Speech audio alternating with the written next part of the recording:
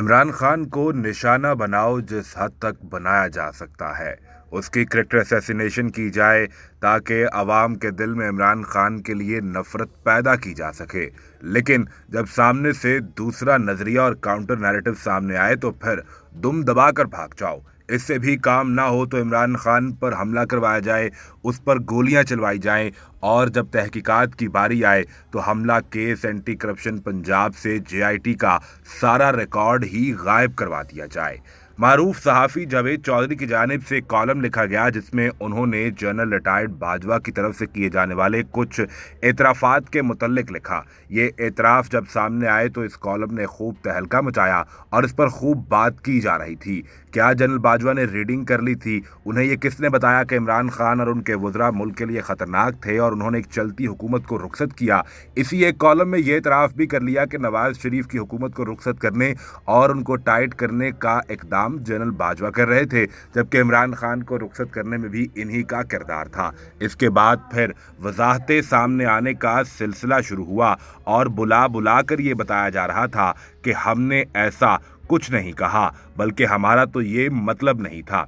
एक वजाहत सामने आई कि मैं इमरान खान को सपोर्ट करता रहा और इज़्ज़त के साथ इमरान खान से फेयरवेल लेकर रिटायर होना चाहता था, लेकिन साथ ही जावेद चौधरी के कॉलम में जो कहा, इस पर सोशल मीडिया पर यह खबरें गर्दिश कर रही थीं कि इसके बाद जावेद चौधरी और जनरल रिटायर्ड बाजवा का राब्ता नहीं हो पा रहा। जावेद चौधरी ने इस हवाले से तमाम शकूक व शुबहात को वाज़ेह कर दिया।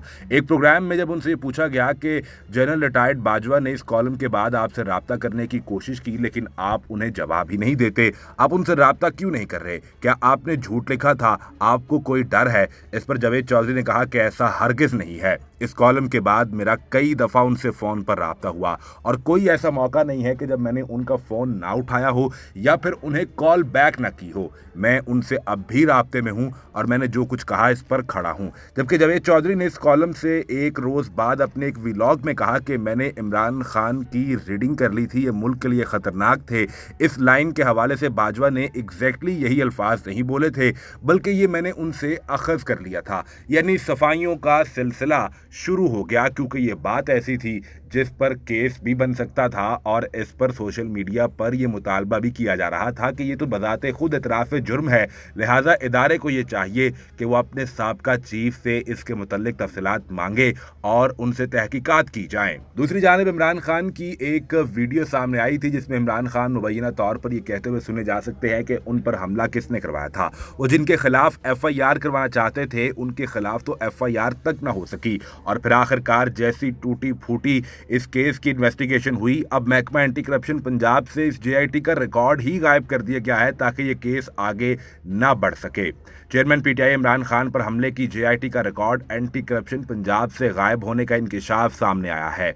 DG एंटी करप्शन ने साबिक वज़ीर आज़म इमरान खान पर हमले की जेआईटी का रिकॉर्ड एंटी करप्शन के महकमे से गायब होने पर तहकीकात का हुक्म दे दिया है। मीडिया रिपोर्ट्स के मुताबिक ना सिर्फ इमरान खान पर हमला केस बल्कि इसके अलावा भी दीगर कई बड़े केसेस का रिकॉर्ड एंटी करप्शन हेडक्वार्टर से गायब हो गया है। ताहम इमरान खान हमले की जेआईटी तफ्तीश का रिकॉर्ड गायब होने का मामला अभी तक ऐसे का ऐसे पड़ा है, इसका कोई सुराग नहीं लगाया जा सका। जराये ये बताते हैं कि एंटी करप्शन में मुतादिद हाई प्रोफाइल केसेस की फाइलें गायब की जा रही हैं जिस पर महकमे में अंदरूनी तौर पर तहकीकात का हुक्म दिया गया है, लेकिन सब ये जानते हैं कि ये फाइल्स कब, कौन और कैसे गायब करता है। एंटी करप्शन के विजिलेंस विंग से हाउसिंग स्कीमों के खिलाफ जारी तहकीकात का रिकॉर्ड भी गायब हो गया है, क्योंकि इस वक्त हुकूमत के इत्तेहादियों में बड़ी हाउसिंग स्कीमों के मालिकान बैठे हुए हैं। DG anti corruption Suhail Zafar Chattha ने हसास नौयत के रिकॉर्ड की गुमशुदगी पर 5 रुकनी तहकीकाती कमेटी तो बना दी है, जिसमें director legal, assistant director legal, AD documents, assistant director IT और AD एडमिन को शामिल किया गया है। लेकिन सब जानते हैं कि ऐसे कमेटी खेलने का मकसद क्या होता है।